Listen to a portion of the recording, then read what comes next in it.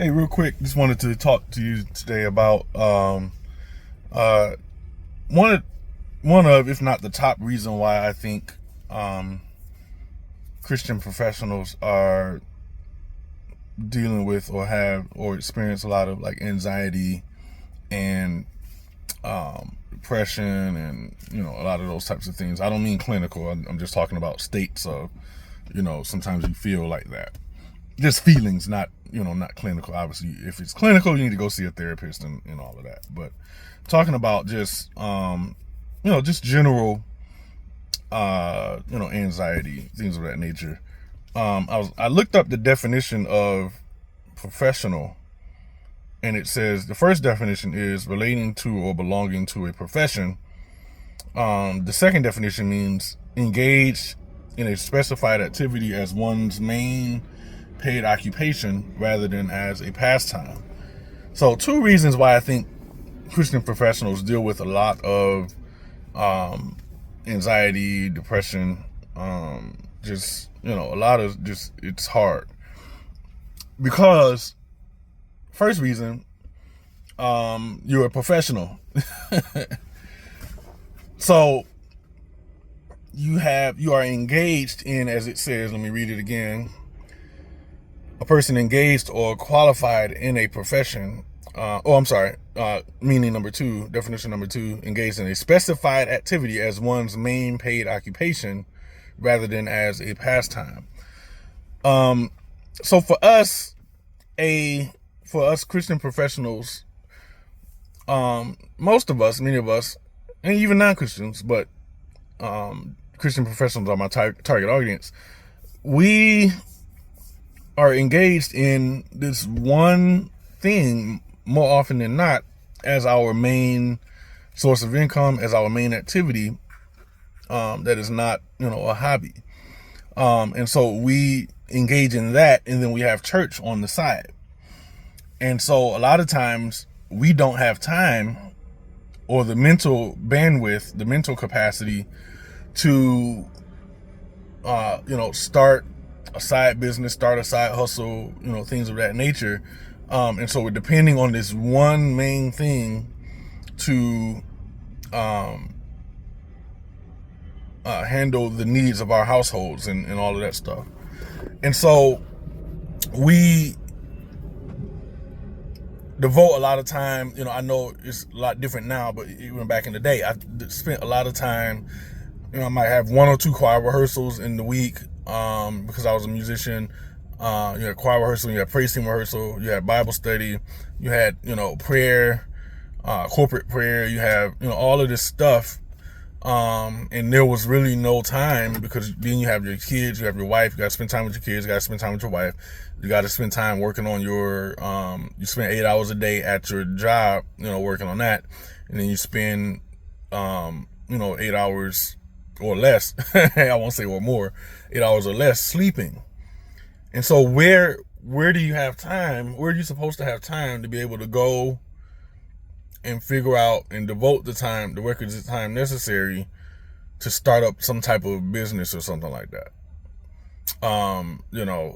And so unless you figure out a way to, and I'm looking around because I'm sitting in a parking lot, but unless you figure out a way to automate or find leverage, automate, outsource, or find some other way to leverage that business idea that you have, you'll be stuck spinning your wheels, just trying to get the LLC started up, let alone actually start and operate the business, like that. So what I recommend in dealing with a lot of that stress and dealing with a lot of the fatigue is figuring out how to either find a business that you can automate, or figure out a way to automate or outsource, or whatever. Like even AI has been a game changer for me.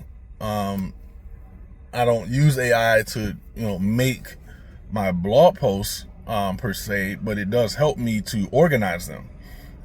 So I'll use AI to spin up a blog post really fast on a particular subject, and then I'll rewrite it in my own words. I'll include my own anecdotes, my own stories, my own experiences, things of that nature, my own knowledge, and I'll put all of that into the blog post.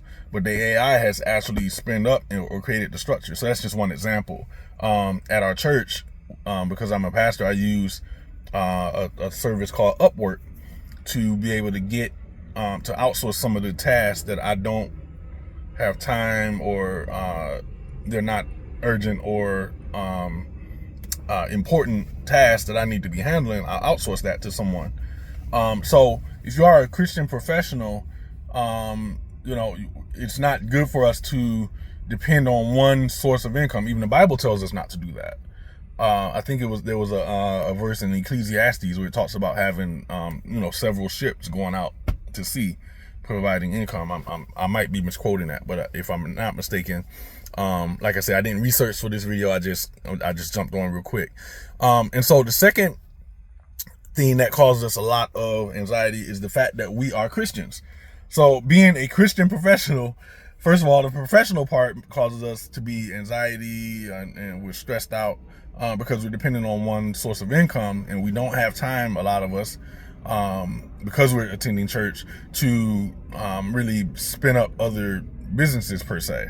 You're going to end up cutting back somewhere, or you can strategize and get automated, hire other people to using Upwork and services like that to help you. The other reason why you might be stressed out as a Christian professional is because you're a Christian. Christians, we operate a certain way. I was a manager at a particular location, a particular job once, and I was, as a Christian, I try to empower those who work for me. So I would try to let them, run the meeting, try to let them do various things where it's not just about me, it's not me-centric. I'm trying to exemplify servant leadership. That particular place did not value servant leadership. They liked, dictator leadership. You tell the people what you want them to do, and they just do it. And that has its place. And I'm not discounting that, but I also believe in leading with servanthood and love, and so when I'm leading a team, my thought is, okay, how can I put the team forward? When things go well, it's the team. When things don't go well, it's on me. That's just how I operate. I operate on trying to help people. Okay, you have this situation at home. Okay, I understand. That type of stuff. But some jobs, if you are a professional and you're not the owner, they do not value that at all. And so it's hard for Christian professionals. You say, I just won't be in management then. That experience that I had soured me on being in management. Like the only time I'll ever again be a manager is if they're paying a whole bunch of money, or I'm actually the owner, because they don't value how we lead. We lead with, we lead as servants, and, we lead with love and grace and care. Now that doesn't mean, just letting the employees run all over you. I'm not saying that. But we try to help people to develop. We try to help people. Okay, you run the meeting this time. Okay, you do this time. Okay, you try to help people develop their career paths and all of that type of stuff. But sometimes the job only views them as just a worker bee. They're just a number. They are easily replaceable body, right? And it's difficult for us as Christians to operate like that, especially if we operate our jobs and our professions as unto the Lord, as the scripture tells us. So these are two reasons why I think Christian professionals deal with a lot of anxiety. So we have to learn how we can automate our side hustles, our side tasks, our side businesses, and also try and spin up our own businesses so that we can lead the way Christians are supposed to lead, with servanthood, being people of grace, being people of mercy, making sure people get paid fairly, making sure people have an actual work-life balance. A lot of jobs tell you when you apply, yeah, we have a work-life balance. They really don't. Most of the time, it's just marketing. It's not really actually true. So those are two reasons why I think Christian professionals are often tired and exhausted and frustrated, and just, so more of us, we need to start businesses. This is not a business training. I'm not a business coach, so I'm not one of those gurus, but it's something I just believe that more of us need to start businesses, and more of us need to start leveraged businesses, because we need people in the marketplace that are servants. All right, I got to get out of here. Talk to y'all in the next video.